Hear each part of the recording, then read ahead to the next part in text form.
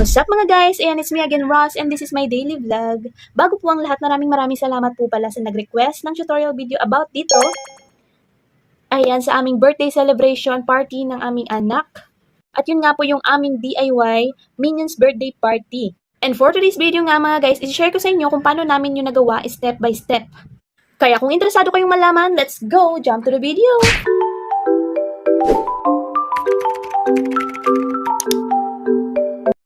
At syempre mga mare, dahil sa nagtitipid tayo, malayo pa lang ang event, bibili na tayo ng mga materyales. At eto nga mga mare ang ating gagamitin. Una na nga dyan mare yung ating adhesive tape.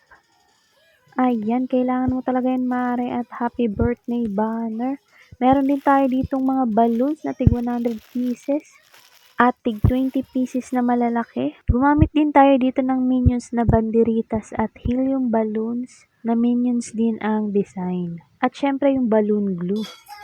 At dito naman guys, kung meron na kayong tela dyan sa mga bahay nyo na pwedeng gamitin, gamitin nyo na po.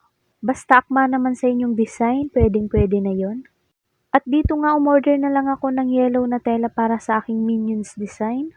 Huwag kayong mag-alala mga guys dahil ilalagay ko po sa comment section yung mga link ng aking mga ginamit.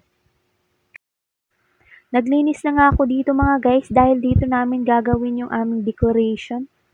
Nga pala guys, ang ginamit ko lang pala dyan na pang backdrop ay yung aming sampayan. Tingnan nyo naman at talaga namang napaka-useful ng sampayan namin. At dito nga guys, naghanap lang ako ng styrofoam na pwede kong hulmahan itong mga na-order ko na pangalan ng baby ko. Ayan, at dinikit ko nga rin lang. Para kapag nilagay niyo yung name ng inyong anak sa inyong mga backdrop ay talaga namang lilitaw at magandang tignan mga guys. At dito nga nagtatalo pa kami ng aking asawa kung saan ba talaga namin ilalagay yung banner na happy birthday at yung pangalan. Dahil hindi nga namin ma-gets kung paano. At ayan sa wakas yung asawa ko na lang yung nagdesisyon kung saan ba talaga niya ilalagay yung happy birthday banner.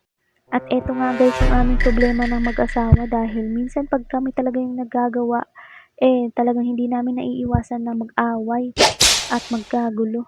Dahil hindi kami magkasundo kung saan namin ilalagay yung mga dapat ilagay at mga dapat ayusin. At dito nga tabi-tabingi pa nga yung pagkagagawa pero pinilit niya talagang maayos yung kanyang ginagawa. At dito nga pinabayaan ko na nga lang siya sa mga gusto niyang gawin. At baka kapag lumala pa mas hindi namin matapos yung aming ginagawa. Dahil pagka ganito nga mga bagay mare talaga namang yung asawa natin yung mga dapat masusunod.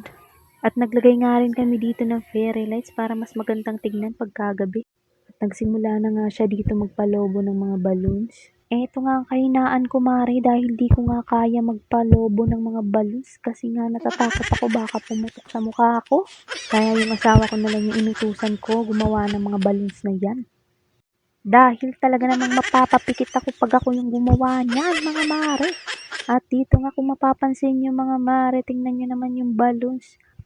Ang ginawa pala namin dyan is 3 maliit at 1 malaki. Dahil wala lang, para maiba lang, ganun. Para may ibang design naman. Kasi feeling ko mas maganda siyang tignan pag hindi pantay-pantay yung pagkakalaki ng mga balon. Kaya yung mare, tingnan nyo naman. Diba? By the way guys, nagamit pala naming balloons is hindi naman namin dyan naubos yung tig 100 pieces na balloons. Mga tig half lang nun mga guys. At yung tig 20 pieces na malalaki, yun lang yung nagamit namin dyan. At tingnan nyo nga dyan si Mayora nyo, mukhang timang. Patulong-tulong pa ko na hindi naman marunong. At sobrang saya ko na nga dyan mga guys dahil tingnan nyo naman wala pa nga, ang ganda-ganda na. And special thanks talaga sa aking asawa dahil kung wala talaga siya hindi ko naman yan magagawa. Dahil ang role ko lang naman talaga dito mga mari is sinasabi ko lang sa kanya kung saan niya dapat ilagay, then siya na yung maglalagay, ganon. Tapos eto namang si asawa ko sunod-sunura naman sa asawa niya. Tapos mamaya hihingi yan ng bayad. Charot! Shoutout pala sa aking napakagaling na asawa. Wow! Tingnan nyo naman yan mga guys, kanyan lang naman yung ginawa namin. At dahil meron din tayong na-order na shelf sa Shopee, ayan nilagay na rin natin dito. Pang padagdag aesthetic lang. At saka nilagyan ko na nga rin ng 2 mesa. At kung meron kayong gantong mantel or wala, kahit puting mantel na lang po guys, pwedeng-pwede yun. At dito nga nagpatulong na nga tayo kay Father para malagyan dito ng trapal dahil talaga namang sobrang init. At ayan, meron pa nga ng bata. Ayan nga pala yung birthday boy. Ayan, tumatawa pa nga. Enjoy na enjoy panoorin ng daddy niya at papa niya. At dito naman guys, dinagdagan lang natin ng helium balloon na Minions para mas magmukhang Minions team talaga yung ating decoration. Ayan. Bali, 6 na piraso pala to mga guys. 2 star, 2 Minions, character, tsaka 2 balloons na, Minions na pabilog. At nagdagdag nga rin pala ako dito guys ng transparent balloon box. At dito nga tawang-tawa pa ako dahil baliktad yung inanalagay ko. At naiinis na naman nga dito yung asawa ko para na akong titirisin. At pagkatapos nga iinayos ko na nga rin tong mga pang giveaways namin. At dito nga mga guys, kinakabit na ng asawa ko yung banderitas na Minions. Ayan, at nakabusangot pa nga. At eto nga guys, kinabit niya lang dito sa gitna ng mga balloons para magmukhang pa-triangle yung shape, yung style ng banderitas para mas magandang tignan.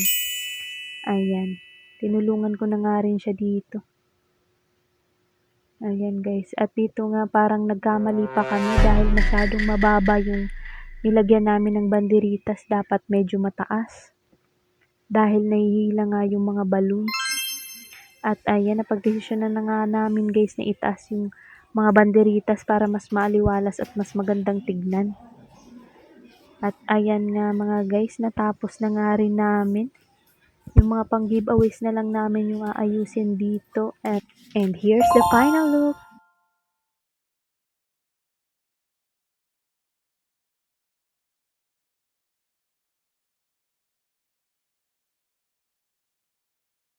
Dito ko na po tatapusin ang aking tutorial video at kung nagustuhan niyo po ang video ito, please give me some thumbs up naman po and share this video para mas marami pa po ang mga mamis na matulungan ko na mabigyan ng tips and ideas sa paggawa ng decoration sa kanilang mga anak.